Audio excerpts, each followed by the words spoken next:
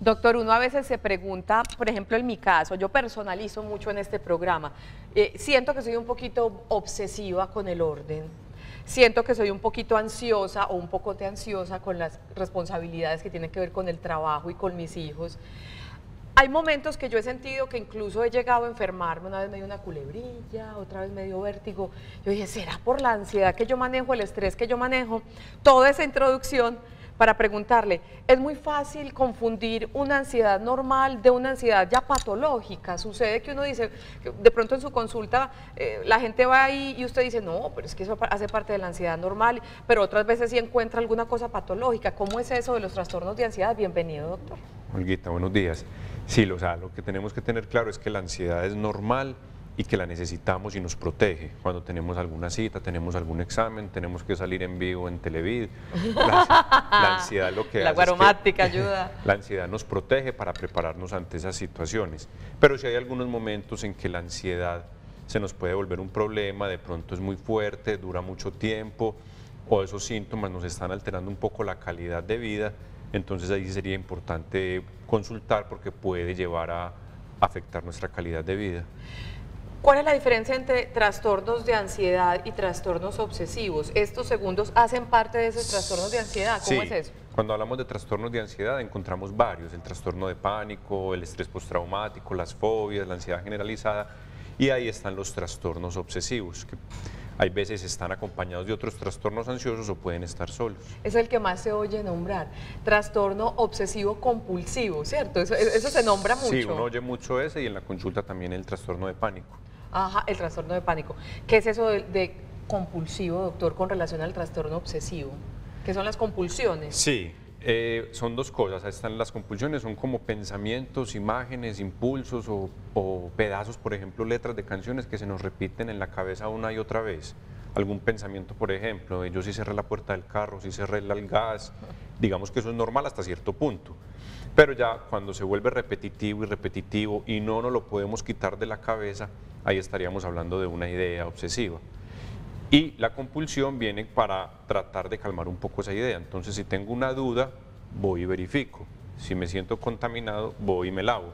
Digamos que es la obsesión y la compulsión para tratar de calmar un poco ese pensamiento. Y la compulsión es como el acto que yo hago para calmar este pensamiento. Yo tengo una amiga que su obsesión, y le pasó muchas veces cuando llegaba a la oficina, procedente desde su casa, ¿será que sí desconecté la plancha? Yo, pero por Dios, si te pasó hace 15, no tenía carro, cogía taxi, volví hasta la casa en taxi para comprobar que efectivamente sí lo hubiera desconectado. Incluso yo le llegaba a decir, no lo voy a decir el nombre yo, no te voy a poner en evidencia, pone letreros en la puerta de tu casa, o sea, en la parte de atrás antes de salir, que siempre diga, revisar plancha, para que no tengas pues que hacer eso. Eso es una compulsión. Entonces, mira, es normal que yo piense si sí desconecté la plancha para no dejarla conectada y todo eso, pero ya el hecho yo de volverme, coger un transporte, ir hasta la casa, verificar, ya estoy perdiendo tiempo del día, estoy afectando mi calidad de vida, entonces podríamos estar hablando que ahí sí hay un problema, que ahí sí hay un trastorno. Ahí está afectando. Él es el doctor Antonio Carlos Toro, él es psiquiatra, trabaja en Conciencia allá en San Fernando, y hoy nos va a estar acompañando para hablar de trastornos de ansiedad. Los trastornos obsesivos hacen parte de esas ansiedades, y más adelante la psicóloga María Teresa Anderson también va a estar con nosotros, aportándonos también sus conocimientos con relación a estos trastornos. Adelante, doctor. Gracias. Yo no sé, televidentes, si ustedes a veces se han sentido, o que los hijos le dicen, ay, mi mamá es obsesiva con el aseo. No, qué obsesión la de mi mamá. Es normal ser aseado, es normal querer tener las manos limpias, todas esas cosas, pero hay cosas que rayan, hay asuntos, o sea, ¿cómo diferenciar una mamá normal que le gusta tener su casa o cualquier ser humano a cuando ya el asunto se está volviendo de verdad obsesivo? Lo que pasa es que tenemos que diferenciar dos cosas. Uno son los rasgos obsesivos de la personalidad, donde estos rasgos pueden ser eso, puntualidad, cumplimiento, orden, que son buenos y que hasta cierto punto ayudan mucho. Nos ayudan, por ejemplo, en diferentes trabajos o en la profesión que yo tenga. Por ejemplo, si yo soy una enfermera, por ejemplo, un enfermero, yo tengo que ser muy obsesivo y muy cuidadoso con la dosis, con la hora, entonces mis rasgos de personalidad obsesivos me van a ayudar mucho a hacer bien mi trabajo. Por ejemplo, los muchachos con las cámaras, ellos tienen que ser muy cuidadosos, hundir el botón que es, o un piloto, saber qué botón hundo, en qué momento, o sea, los rasgos de personalidad obsesivo son buenos y le ayudan a la persona. Otra cosa es el trastorno obsesivo, que era lo que hablábamos ahora, que son pensamientos, imágenes o impulsos que están en la cabeza, pero que no tienen ninguna función. Pensar constantemente, yo sí cerré la puerta, yo sí cerré el gas, ¿será que estoy con las manos contaminadas? Eso en mi trabajo no tiene ninguna, pues no me ayuda para nada. Entonces es rasgos de personalidad obsesivo que son buenos y que me pueden ayudar, y el trastorno obsesivo. Lo que pasa es que se llaman igual, pero son diferentes. Pero hay personas sin haber llegado al trastorno que pueden ser un poquito más obsesivas que otras. Esas pueden dar el paso para que esas obsesiones, digamos, normales, den el salto y se conviertan en un trastorno. Hay que estar alerta. No, no necesariamente. Lo que pasa es que estos rasgos de personalidad también, si son muchos y si son inflexibles, también me pueden traer problemas sin ser un trastorno obsesivo, sino algo más de la personalidad. Por ejemplo, a mí me gusta ser puntual, cuidadoso, metódico, pero si yo soy puntual y el que es impuntual no me gusta trabajar con él, o llego a un aula de clase y cierro la puerta y no dejo que mis estudiantes entren, y el que medio hable lo regañe, o sea, si ya empiezo yo en mi forma de ser como a chocar con el otro, a ser inflexible, a que sea difícil estar conmigo, digamos que mis rasgos de personalidad inflexibles me están trayendo problemas. Pero es diferente a la idea absurda que no cumple ninguna función, que me está molestando constantemente. Entonces, hay personalidad obsesiva que puede ser disfuncional y hay trastorno obsesivo que es disfuncional. Son Perfecto. como... ¿Y en qué irá, doctor, hablando de esas obsesiones cotidianas, del orden, de lavarse las manos, de no salir de la casa hasta revisar 5 veces que cerró el gas? ¿En qué va que uno coja de pronto una obsesión y otra persona a otra? Que otra persona se vaya por la puntualidad, porque sí.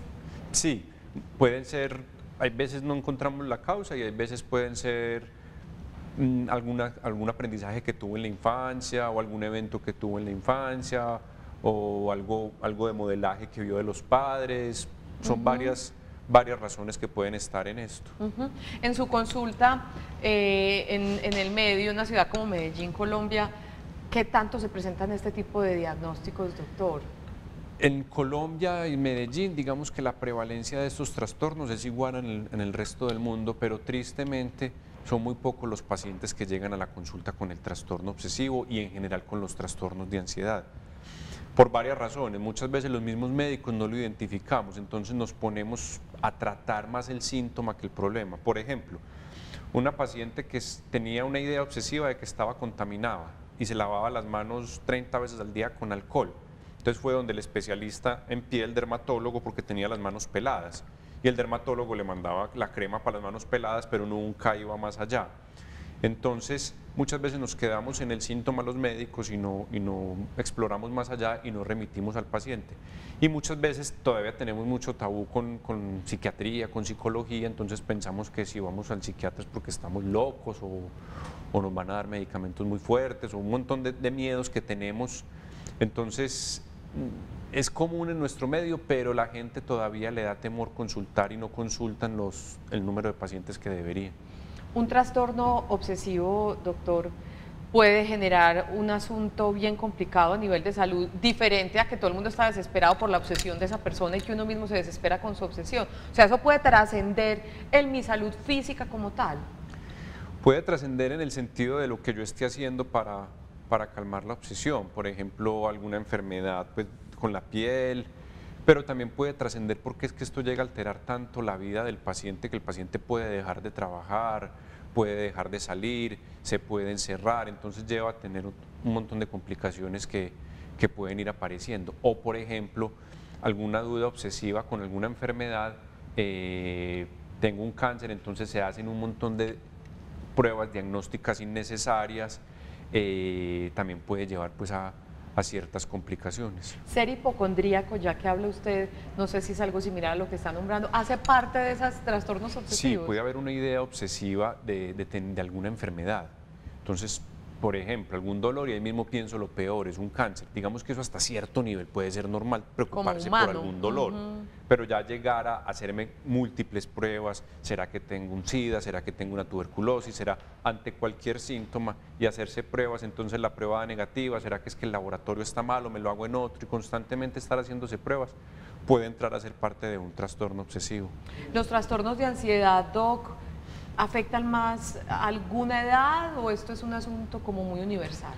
Sí, hay un pico en los jóvenes, adultos jóvenes, 15, 20, 25 años, hay un pico, pero puede aparecer a cualquier edad. Y hay un segundo pico entre los 45 y 50 años y afecta mucho. Entonces, también depende mucho del trastorno, pero sí se ha visto que afecta en estas edades. Pero hay unas edades muy importantes, Olga, por ejemplo, la fobia social, que es ese temor intenso a yo relacionarme y al escrutinio de las demás personas, aparece entre los 15 y los 20 años. En plena adolescencia, donde yo estoy empezando a conocer pares, donde estoy empezando a relacionarme con otras personas, donde estoy empezando a relacionarme con personas que me puedan atraer, donde estoy saliendo de mi casa, donde tengo que ir a un salón de clase, donde tengo que hablar con una persona de autoridad, donde tengo que exponer delante de mis compañeros. Entonces, afectan unas edades que son muy cruciales.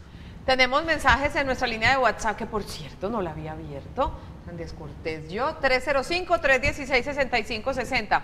Hoy estamos hablando de trastornos de ansiedad. Los trastornos obsesivos compulsivos hacen parte de esa amalgama de situaciones relacionadas con la ansiedad. Vamos a ver, no había alcanzado para leer este mensaje, pero vámonos, tirémonos al charco.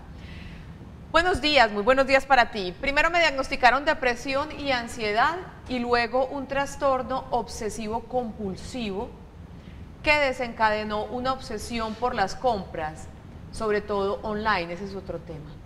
Estoy medicada con fluvoxamina de 100, quetiapina, otras drogas y en terapia, llevo 6 meses, exploto, tengo meses en que no me controlo.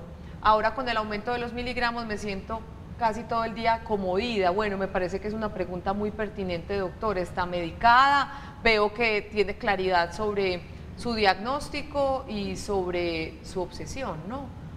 Comprador compulsivo, de alguna manera. Sí, digamos que las compras compulsivas hay que entrar a ver si se hacen parte de un trastorno obsesivo, aunque también pueden ser parte de algún otro trastorno, porque acuerden que es la idea como obsesiva de una idea que me produce malestar y que no me la puedo quitar y que constantemente pienso en ella.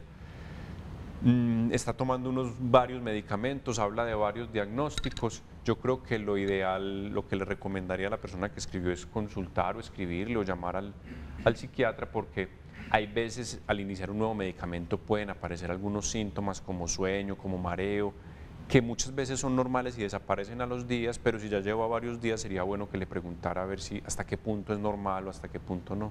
Perfecto. Ella me hace pensar en otro tema que en mi desconocimiento uno lo relaciona como con obsesiones, y es el tema de las cirugías plásticas, que ve uno que hay personas casi adictas a ellas. ¿Tendría alguna relación? Podría tener. Las obsesiones más comunes, la más común es la de suciedad, sentirme que estoy sucio, entonces necesidad de estar limpio, la duda, yo sí cerré, yo sí apagué, con la compulsión de verificar, está la de pecado, sentir que tengo algún pecado, que tengo algún mal, entonces me confieso constantemente, la de que vaya a pasar algo malo, constantemente pienso, ¿será que le va a pasar algo malo a mi papá, a mi mamá? Entonces constantemente tengo que llamar, preguntar, se me vienen imágenes de accidentes o pensamientos malos con los familiares, y hay una como con relación al cuerpo, de sentir que tengo alguna parte del cuerpo que no me siento bien, a pesar de que me operen sigo dudando, me sigo haciendo cosas, sigo buscando otros especialistas, nunca quedo contento con lo que me hacen, entonces también podría entrar a ser parte de los trastornos obsesivos.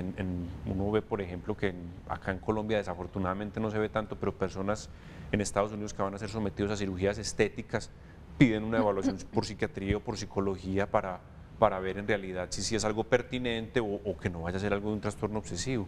La anorexia, por ejemplo, ya que usted habla de eso, de no aceptar mi cuerpo, ¿tiene algo de obsesivo? Porque sabemos que son personas que para el resto de la humanidad están absolutamente delgadas, más allá de lo normal, y ellas siguen teniendo como una visión distorsionada. Uno encuentra en la anorexia diferentes tipos de presentaciones, donde uno hay veces piensa, ¿será como algo obsesivo? Y hay veces uno piensa, ¿será como algo ya psicótico, como que está teniendo una percepción distinta? hay veces lo depresivo también puede alterar esto. Entonces, uno ve que la anorexia puede tener como varias presentaciones y hay veces le encuadra a uno como en algo obsesivo y hay veces ve uno que también al tratar esta parte obsesiva puede mejorar muchos síntomas. Perfecto. Tenemos, recuerden, nuestra línea de WhatsApp abierta, que es el 305-316-6560. Inquietudes con relación a este asunto de los trastornos de ansiedad, de los trastornos obsesivos, muy bienvenidos. Cualquier comentario, lo que ustedes quieran compartir con el doctor Antonio Carlos Toro, nuestro psiquiatra invitado. ¿Hay algo genético en esto? ¿Hay algo que nos marque, doctor, si uno es hijo o un familiar muy cercano de personas o hijo Sí.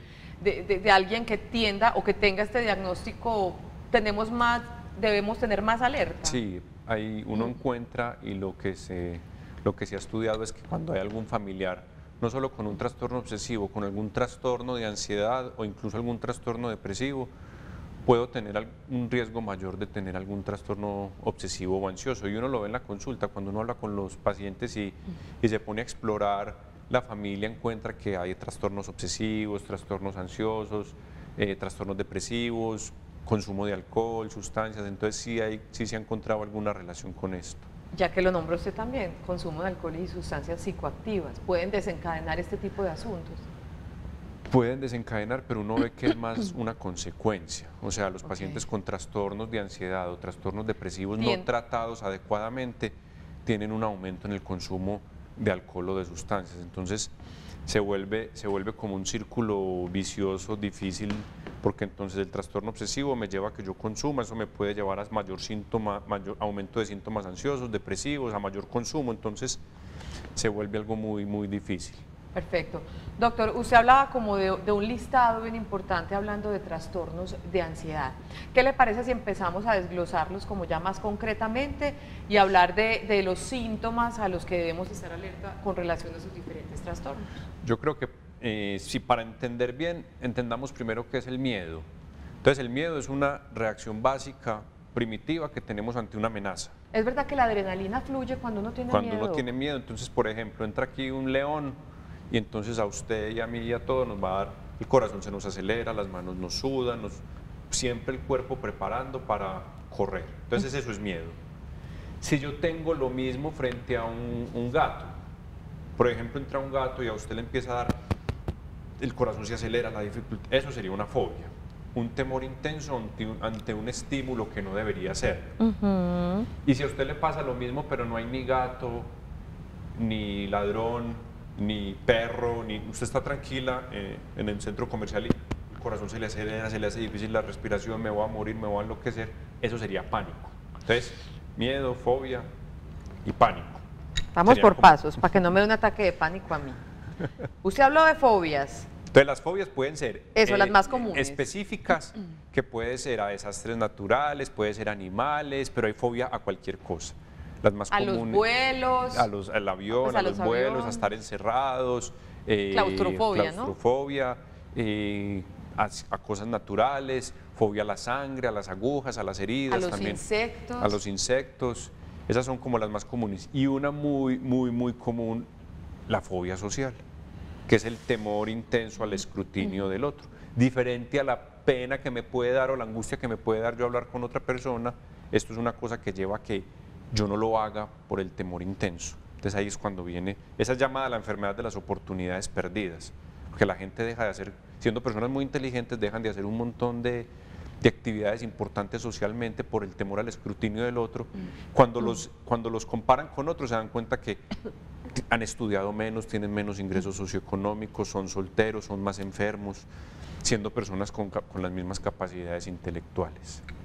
¿Y uno cómo puede detectar eso? Uno conoce en el transcurso de la vida, uno se ha topado con muchas personas que uno considera tímidas, otras muy, muy, muy extremadamente tímidas. ¿Cómo saber ese límite? Dirá una mamá o dirá una abuela que tiene su nieto, su hijo, ¿cómo saber si de pronto ellos son simplemente tímidos o ya están pasando el umbral de ese umbral? Si uno ve que está pasando el umbral, es mejor consultar y evaluar. ¿Y cómo se da uno cuenta que está pasándolo? Que empiece a evitar muchas situaciones, que empiece a dejar de hacer un montón de cosas que debería ser para la edad, que prefiera no matricularse en estudio, que no sea capaz de relacionarse con pares, que no sea capaz de hablar con personas mayores, que no sea capaz de hablar con personas del sexo opuesto, comer en público, firmar en público. Si ve que estas cosas no las está haciendo, es mejor consultar. Listo, esa me dice que la más común y la más preocupante de las fobias. No es la más común, pero es muy preocupante porque uno piensa, es que es muy tímido y dejémoslo así. Y entonces pueden ser muchachos muy buenos, llamémoslo intelectualmente, muy capaces y no lo están haciendo. Ajá. Bueno, está en el estrés postraumático. Ese es otro de los trastornos de ansiedad. Okay. Tristemente, pues muy común en nuestro medio. Cualquier persona que ha sido víctima de algún evento traumático en el cual su integridad o su vida se haya visto comprometida, pues puede desarrollar un estrés postraumático. Tristemente, pues los estudios son hechos en militares o en personas que han estado en la guerra, personas que han sido víctimas de abuso sexual, atracos, secuestros. Entonces, digamos que no es muy común a nivel mundial, global, pero cuando uno coge ciertas poblaciones puede ser muy común. Doctor, yo creo que de pronto se relaciona con este mensaje. Buenos días, muy buenos días para ti. Mi esposo hace 10 años casi pierde la vida por la inseguridad del país. Debido a eso se despierta todas las noches pensando que se está ahogando. Quisiera saber a qué tipo de especialista debo recurrir. Buena pregunta además esa parte final, si a un psicólogo o a un psiquiatra. Yo creo, mi querida televidente, que justamente en ese instante el doctor estaba hablando del estrés postraumático, ¿es eso? Uno tiene un estrés postraumático cuando tiene un evento y hay 3 reacciones: un estado de hiperalerta donde me siento constantemente muy ansioso, puedo tener pesadillas, un estado donde recuerdo constantemente lo que pasó, entonces paso por el sitio, me hablan del sitio, veo imágenes y ahí mismo se me dispara la ansiedad, y un estado de evitación donde evito hablar, bloqueo ciertas cosas, evito ciertos temas, evito ciertos lugares.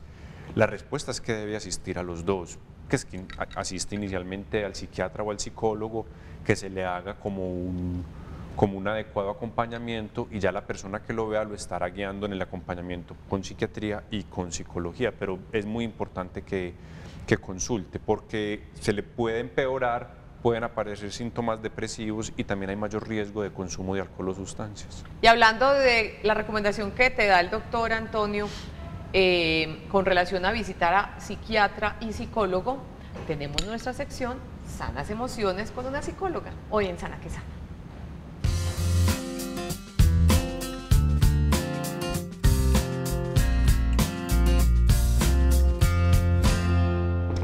María Teresa Anderson, bienvenida, ¿cómo estás? Hola, Olguita, muy bien, ¿y tú? Muy bien, gracias a Dios. Ella es psicóloga y es terapeuta de familia. Familia, un tema, Sí. ¿qué tan importante es el asunto de la familia con relación a que uno de sus integrantes tenga un trastorno de ansiedad? Pues es vital porque es uno de los entornos que primero se afecta. Cuando alguien tiene un diagnóstico de un trastorno de ansiedad o vive una crisis de pánico o tiene cualquiera de las clasificaciones que el doctor mencionó, siempre la familia siente la repercusión de ese hecho. Me alcanzo a Y imaginar. el manejo se puede volver muy complicado y puede incluso aumentar o perjudicar el desarrollo del trastorno. Sí, se lo imagina uno y debe ser muy complicado. Sí. Y la familia ayuda o perjudica, como lo acabas de decir. En esos asuntos, ¿cómo debe actuar la familia? ¿Qué debe hacer la familia para ayudarle a una persona que esté viviendo ese trance? Es muy importante que la familia de alguna manera se involucre con el tratamiento y el proceso de tratamiento del paciente, ¿cierto? Que mire si puede ir a una consulta, a que le expliquen, a que entienda, que es como la primera tarea, que comprenda muy bien qué le está pasando al familiar, qué es un trastorno de ansiedad, por qué le mandaron esa medicación, qué tipo de estrategias le están facilitando para que la persona pueda manejar estas crisis ansiosas. Entonces, si la familia comprende, va a tener una mejor disposición y unas mejores actitudes en el momento en que se manifiestan los síntomas, ¿cierto? Y en vez de surgir complicaciones de atacarlo, minusvalorar, pero si eso no vale la pena, tú eres capaz porque tienes que... Más bien puede apoyarlo, a veces en el silencio, a veces como con la reflexión, pero se evitan los conflictos que están como añadidos a ese trastorno. Y yo me imagino doctora, que la familia también tiene mucho que ver en estar atentos a cuándo consultar, porque yo supongo que el paciente con un trastorno de ansiedad de pronto no se ha dado cuenta que tiene ese asunto, pero quienes conviven permanentemente con él deben estar muy atentos a, no, venga, llevemos a mi papá, a mi tío, a mi hermano, a mi hijo, a donde el psiquiatra, a donde el psicólogo para buscar ayuda. Son ellos también quienes deben estar muy atentos para dar ese paso de consultar, de buscar ayuda. Sí, eso es verdad, porque además lo conocen, entonces pueden detectar los cambios que ha tenido o los momentos difíciles que ha pasado o dificultades que está presentando por el trastorno. Entonces muchas veces ellos son como los abanderados de motivarlo y decir, venga que vamos a ir a preguntar o vamos a consultar. O sea, tú encuentras muchas veces las dos cosas, los que se sienten ajenos y entonces hay que involucrarlos para que hagan conciencia, comprendan y entiendan cómo lo pueden apoyar, o también los que se dan cuenta y son al contrario los que lo motivan y lo jalan para que vaya pues a buscar un tratamiento. Sigue habiendo temor de consultar, doctora, no solamente con los psiquiatras, sino también con los psicólogos para este tipo de asuntos, y por eso de pronto la cosa se queda en stand-by y se puede complicar. Mucho, incluso a veces personas que van y te consultan, casi que lo primero que dicen es que tenían la idea que ir donde un psicólogo o donde un psiquiatra es porque uno está loco. Ajá. Y te dicen medio tomando el pelo, estoy muy loco. Entonces la gente tiene como esa referencia todavía, que hay que además desmitificarla, porque ir donde un psicólogo o ir donde un psiquiatra es tanto como si tengo un dolor en el brazo, voy donde un ortopedista a ver qué me ha pasado en mi brazo. Entonces es importantísimo tener como esa apertura de buscar ayuda, porque hay muchas condiciones o momentos de vida donde uno necesita a un tercero que te apoye, que te enseñe a ver distintas las circunstancias o te medique en el caso del psiquiatra. Tan es así, mi hija estudia psicología y me contaba que en la facultad les exigen tener un psicólogo a quienes son psicólogos. ¿Usted tiene su psicólogo o su psicóloga? Totalmente, claro. ¿Quién más debe estar nivelado que alguien que busca ayudar a los demás? Es que el ejercicio de hablar, de construir a través del lenguaje, que es lo que uno hace en una terapia, es una retroalimentación demasiado valiosa para poder sanar, ya que estamos en Sana que Sana, claro. Pues como todo este tipo de desequilibrios o de momento de vida que sea muy difícil. Nos decía el doctor Toro que generalmente este tipo de asuntos se manejan de manera interdisciplinaria con psiquiatría y con psicología. ¿Cuál es el papel de la psicología allí en estas terapias justamente para ayudar a alguien con un trastorno de ansiedad? El papel de la psicología es muy importante porque le ayuda a la persona, por ejemplo, depende del enfoque de la psicología que se vaya a aplicar. En estos trastornos, un enfoque psicológico pionero es la terapia cognitiva conductual.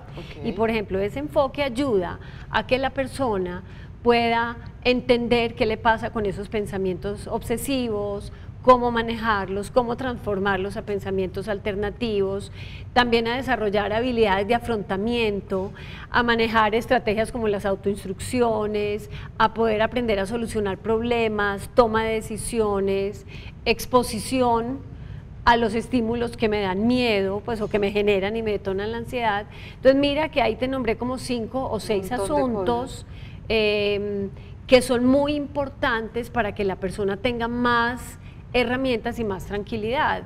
Y hay muchos otros elementos, no solamente eso, está también desde la terapia humanista, por ejemplo, todo el enfoque del sentido de vida, del ser positivo, del aquí y el ahora, cómo manejo esta realidad que yo tengo, porque la ansiedad te pone muchas veces.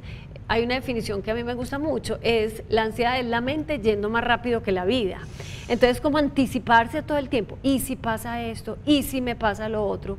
Entonces eso hace que la terapia y las conversaciones con un psicólogo te ayuden a entender ese aquí y ese ahora, esto es lo que tienes, en esto te vas a centrar, también a entender cuáles son mis recursos, porque yo tiendo a maximizar el peligro cuando estoy en ansiedad y a disminuir mis recursos, ¿cierto? A ver el peluche del león, como decía el doctor Toro, como si fuera el león que entró aquí a rugir.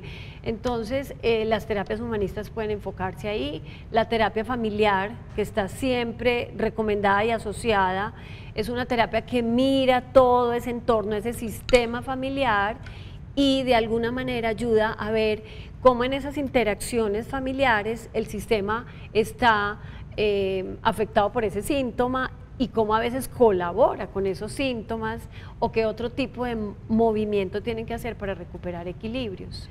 ¿Se puede salir adelante de un trastorno de ansiedad con un buen acompañamiento profesional y familiar? Sí, totalmente. Eso está estudiado, las investigaciones lo demuestran, hay índices muy claros cuando las personas se adhieren a los tratamientos. Que eso es importantísimo. Es la clave, para mí es el primer aspecto. Y no solo a la medicación, sino a su terapia. A las dos. A la psicoterapia. Es una condición sin el cual es muy difícil salir de ello. O sea, si yo me adhiero y confío que lo que el psiquiatra me está medicando tiene una razón de ser, que las conversaciones y las herramientas y el trabajo que hago con mi terapeuta también me van a aportar, entonces hay una disposición de ponerlo en práctico.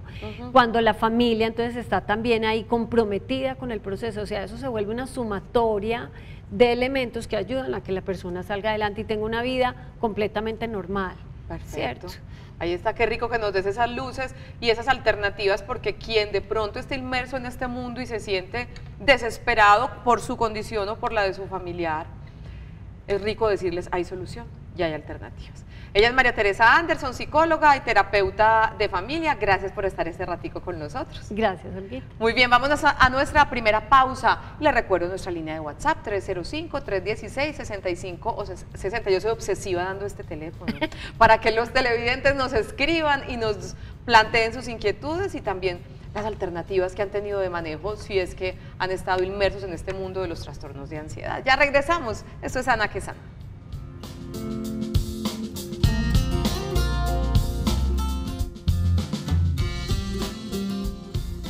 Hoy estamos hablando en Sana que Sana de nuestra salud emocional. Algunas obsesiones y compulsiones a propósito de nuestro tema de hoy. Temor a contaminarse, lo que decía por ejemplo el doctor ahorita, lavarse incansablemente las manos al punto de pelarlas, es una obsesión. Necesidad de simetría,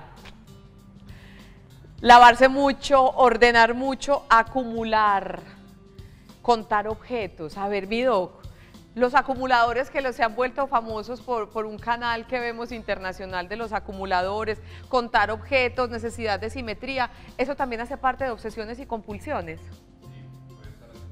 Los acumuladores, y eso es raro, pues se han vuelto famosos como usted dice, sí. Pero también los acumuladores pueden estar dentro del inicio de algún proceso demencial. Cuando están empezando algún proceso demencial, personas mayores también puede, no todo el que acumula pues es obsesivo. Ahí es cuando uno tiene que entrar a mirar, ¿por qué acumula? Hay veces la gente acumula porque dice, de pronto esto me sirve, de pronto esto lo puedo usar tal día, de pronto esto lo puedo llevar a tal parte, y van guardando cosas innecesarias. Pero también hay otros acumuladores, que es algunas personas que están iniciando algún proceso demencial que guardan cosas sin ninguna razón. Entonces habrá que entrar a mirar la causa. Necesidad de simetría. Hasta cierto punto normal, pero también puede llegar a alterarme la vida. Por ejemplo, que toda la ropa la tenga que guardar con cierto color, con cierto tamaño. Alineado completamente. Y que si no está así se me daña el día.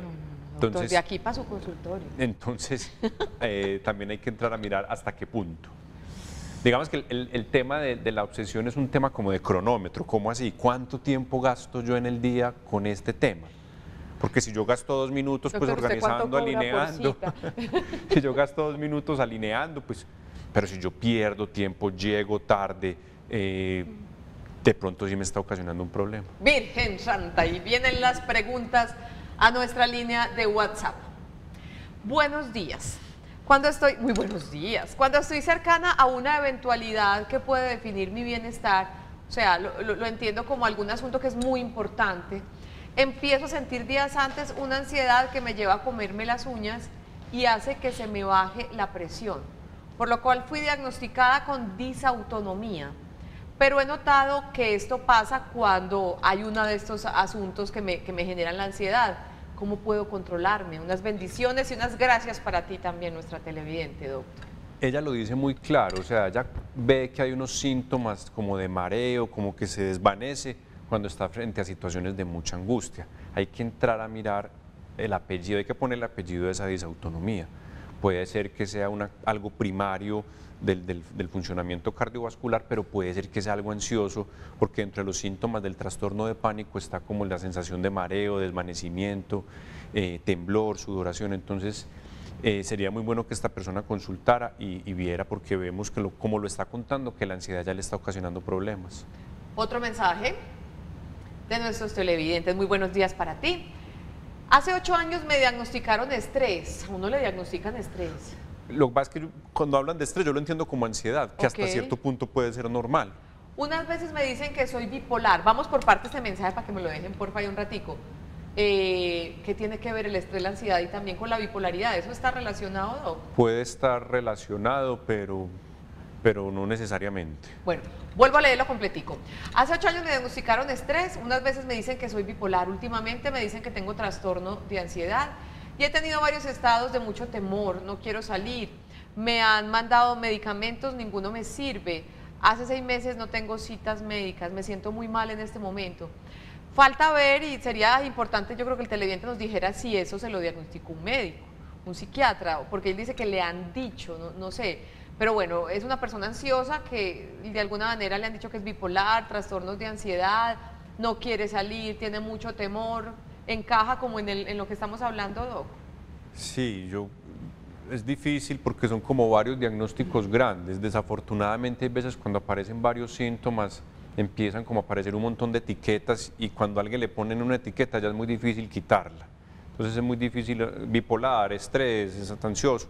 Es muy difícil. Yo creo que la recomendación es que consulte y hagan un adecuado diagnóstico, porque son cosas diferentes que en cierto punto se pueden parecer, pero que el tratamiento es muy diferente. Hay veces, Olga, es difícil conseguir las citas por la seguridad social de los pacientes. Yo creo que una buena opción de pronto a precios asequibles son como los hospitales que tienen atención universitaria. Pues, por ejemplo, en el Hospital San Vicente, uno lo ve en la Clínica Bolivariana, en la Clínica del CES, que son como hospitales con universidades que pueden tener un muy buen tratamiento porque están los profesores de las universidades, están los futuros médicos o psiquiatras y de pronto son unos precios que pueden ser más asequibles. Bueno, vamos a ver Doctor, estuve con problemas de depresión, debido a esto tuve que dejar muchas actividades como las manualidades que me encantan. He sido tratada, pero la mayoría de medicamentos para subir el ánimo me ponen todo lo contrario, duermo mal, me duele mucho la cabeza, ¿qué me podría recomendar? Un abrazo muy grande para ti, de pronto se nos salió un poquito del tema, pero le podemos dar una guía, o hace parte. Claro, muy válido. Okay. Recuerden que es que un buen estado de ánimo y una adecuada salud mental no depende solamente del medicamento. Ahorita lo que explicaba María Teresa de la parte psicológica, también sería muy importante evaluarla, cómo está su parte familiar, cómo están sus estilos de vida, cómo está su parte espiritual, cómo está su parte médica, orgánica. Entonces, yo creo que de pronto lo que le recomendaría a esta persona es sacar un poquito como la mejoría de su estado mental de un medicamento. Obviamente creo que los medicamentos pueden ayudar, pero no son la salvación para una depresión. Hay que mirar integralmente todo su entorno. Perfecto. Antes de nuestra pausa y antes de entrevistar a la doctora Anderson, hablábamos de las fobias, hablábamos del pánico, hablábamos del estrés postraumático. Se me quedaron un par de preguntas sobre el estrés y el pánico. ¿El estrés postraumático es temporal o a veces se puede cronificar? Sí. Por eso hay que tratarlo. Y tristemente, cuando el evento traumático es muy fuerte, que es lo que vemos en la consulta, por ejemplo, con militares, por ejemplo, cuando el evento traumático es muy fuerte, cuando el evento traumático es repetido, por ejemplo, la violación, muchas veces las personas que han sido víctimas de violación es algo que es repetitivo. Cuando el evento traumático es ocasionado por otro ser humano, por ejemplo, cuando si otro humano me agrede, otro humano me atraca, es por lo general, si no se hace un tratamiento, estos eventos de estrés postraumático tienden a cronificarse y producen mucha alteración en la vida de la persona. Con relación, doctor, a las crisis de pánico, trastorno, ¿cómo es que se llama? Sí, trastorno de pánico, que están las crisis de pánico ahí. Ok. Hay maneras de evitar, es decir, una persona que generalmente tenga crisis de pánico sabe qué asuntos le desencadenan y se puede prevenir. Y lo otro, ¿cómo se maneja eso? Cuando eso sucede, ¿cómo le pueden ayudar a una persona? Ahí es fundamental el trabajo con psicología, o sea, hay una parte con medicamentos que me puede disminuir la frecuencia de las crisis y la intensidad, o sea, si me dan, no me dan tan seguido y no me dan tan fuertes, pero el paciente se vuelve muy evitativo, muy temeroso, porque es que esta crisis me dio en la iglesia o me dio en el centro comercial o me dio en el bus, no viven, entonces pues. mejor no voy, pero esa no es la clave es que la persona vuelva a hacer su vida adecuadamente. Ahí es donde entra la parte de psicología que explicaba ahorita María Teresa, de la parte de terapia cognitivo-conductual, que es fundamental para esa parte evitativa, porque de nada sirve, si ya no me dan crisis pero no salgo de la casa, pues no es lo ideal. Claro. O ya no me dan crisis pero tengo que estar tomando siempre esta pastilla, no es lo ideal. Lo ideal es que no me den crisis pero pueda empezar a hacer mi vida completamente normal. Entonces ahí es donde psicología entra y da un aporte fundamental, sí. Ya seguiremos hablando más con el doctor Antonio y vamos con más Sana que Sana.